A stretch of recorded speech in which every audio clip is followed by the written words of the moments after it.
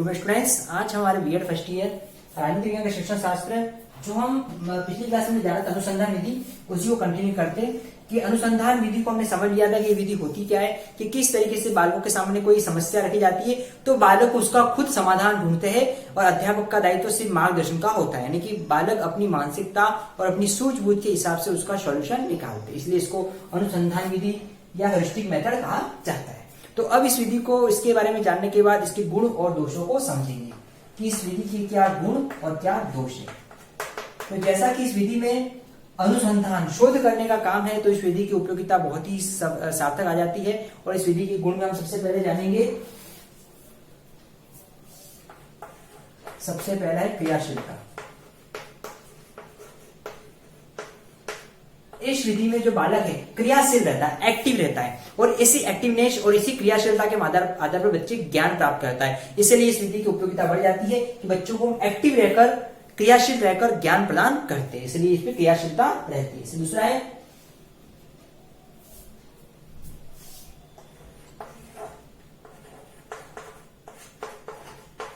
इस विधि में ज्ञान छात्रों पर थोपा नहीं जाता।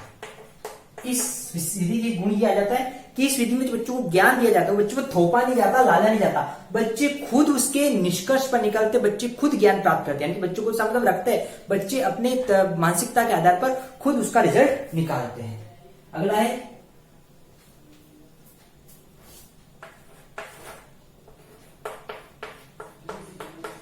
परिश्रम करना सीखना।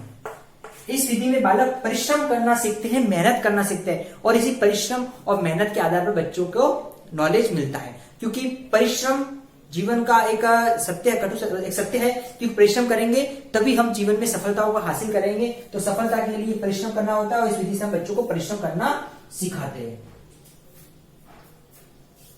अगला, यह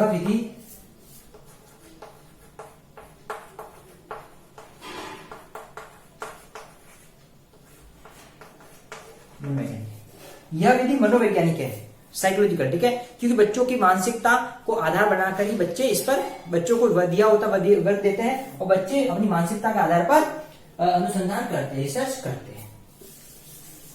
इसके बाद इसके और गुण आ जाते हैं।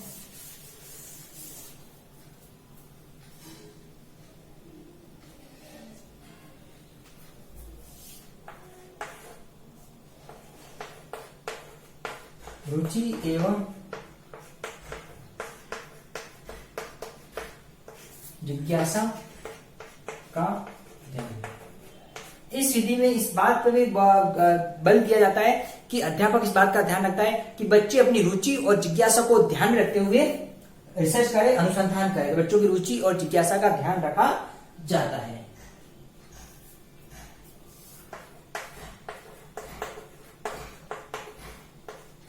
तार्किक दृष्टिकोण। इस विधि में बच्चों का जो दृष्टिकोण है, नजरिया है, वो तार्किक हो जाता है। बच्चे तर्क वितर्क के आधार पर अपना रिजल्ट निकालते हैं, इसलिए ये विधि तार्किक दृष्टिकोण को अपनाती है। अगला है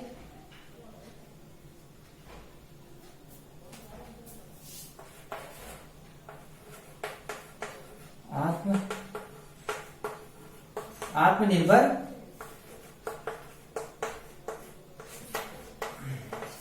यह विधि बच्चों को आत्मनिर्भर बनाती है।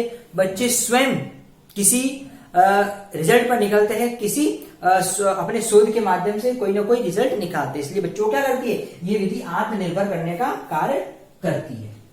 तो अगला आ जाता है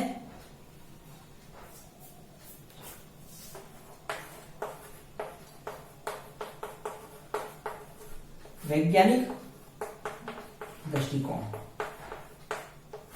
यह विधि बच्चों में वैज्ञानिक दृष्टिकोण, साइंटिफिक जो व्यू है, वैज्ञानिक दृष्टिकोण, इसका निर्माण करता है। बच्चे वैज्ञानिक सोच के आधार पर कार्य करते हैं। और इसमें अगला है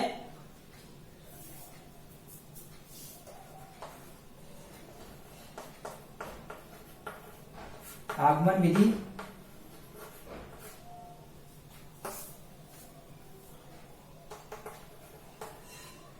स्थूल से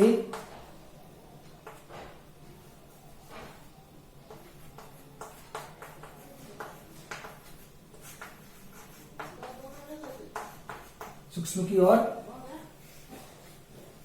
ठीक है, यह विधि बहुत से विधियों को काम में लेती है, जैसे कि आगमन विधि, स्थूल से सूक्ष्म की ओर, वैज्ञानिक क्रम, इस तरह के मेथड को भी यह विधि शामिल करते हुए काम करती है। तो इस तरह से हमने जो अनुसंधान विधि है इसकी गुण को समझा कि किस तरीके से ये विधि इसके गुण के माध्यम से इसकी महत्वता स्पष्ट करती है। अब जहां गुण है वहां दोष भी है, तो इसके दोष को हम स्पष्ट करेंगे है इस तरीके से।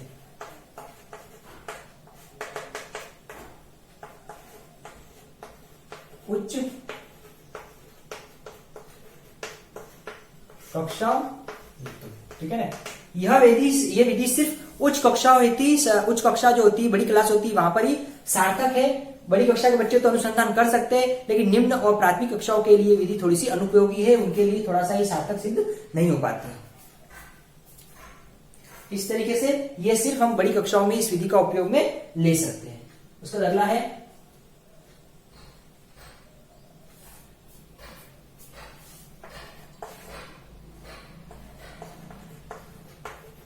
समय अधिक।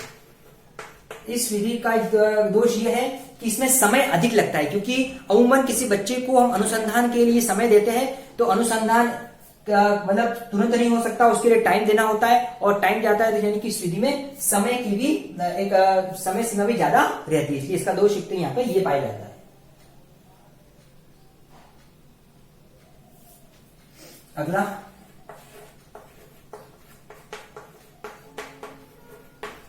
यह विधि व्ययपूर्ण। इस विधि की एक दोष यह भी है कि यह विधि सिर्फ एक व्ययपूर्ण है और इसमें खर्च भी लग सकता है या लगता है, इसलिए समय और पैसा दोनों इसमें लगता है। अगला है गणित एवं विज्ञान हेतु अधिक उपयोगी।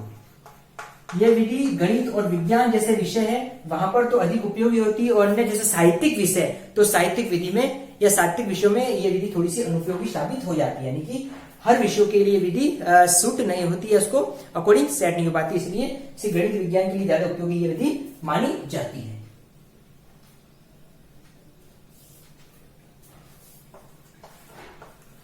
अगला है छात्र गलत निष्कर्ष निकालते हैं। इस विधि में यह अपेक्षा की जाती है कि बच्चे स्वयं निष्कर्ष करके रिजल्ट निकालेंगे, लेकिन बच्चों को निष्कर्ष करने देना तो इस सिचुएशन में कई बार बच्चे अपने से भी गलत निष्कर्ष निकाल देते हैं, इसलिए इसका एक दोष यहाँ पर सामने आ जाता है। बच्चों को नहीं पता होता क्या है, तो इस तरह से गलत रिजल्ट भी निकल जाते हैं, समय भी लगता है, पैसा भी लगता है, और उसका रिजल्ट भी गलत आ जाता है, इसका दोष यहाँ पर ही आ जाता है।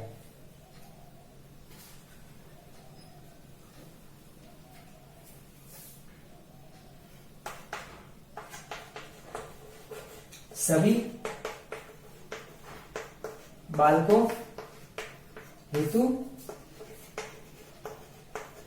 अनुपयोगी। इस बात पर बल देना कि सभी बच्चे इसका अनुसरण कर पाएंगे, इस विधि के अकॉर्डिंग कार्य कर पाएंगे, तो ये भी थोड़ा मुश्किल है। हर बालक इसका अनुसरण नहीं कर पाता और सब इस विधि का सही से प्रयोग नहीं कर पाते। और इसमें अगला है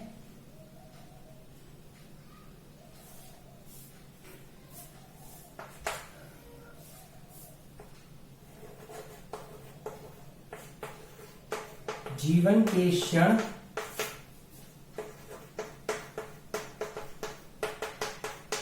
थोड़े से, जीवन के क्षण थोड़े से है, जीवन के क्षण थोड़े से। इस विधि में एक बात यह भी है कि हर बार नए रिजल्ट निकालना ये थोड़ा मुश्किल हो जाता है। जो पूर्वजों ने जो शोध किया हुआ है उसके भी हम निकाल सकते हैं, और कई बार ऐसा होता है कि उनके द्वारा निकाले गए निष्कर्ष काफी अच्छे होते हैं और विश्वसनीय होते हैं, और बाद के रिजल्ट थोड़ा सा उस पर प्रभाव नहीं डाल पाता। इस तरीके से कमी यहाँ पर भी आ जाती है। तो इस तरीके से हमने इस अनुसंधान विधि के बारे में जाना कि ये अनुसंधान विधि है क्या और किस तरह से बच्चों को हम शोध के लिए हम तैयार कर सकते हैं, उनके लिए मानववैज्ञानिक विधि का प्रयोग कर सकते हैं। तो आज हमने इस विधि के गुण और दोषों को स्पष्ट तौर पर समझा। अब इससे रिगार्डिंग आपका असाइनमेंट है,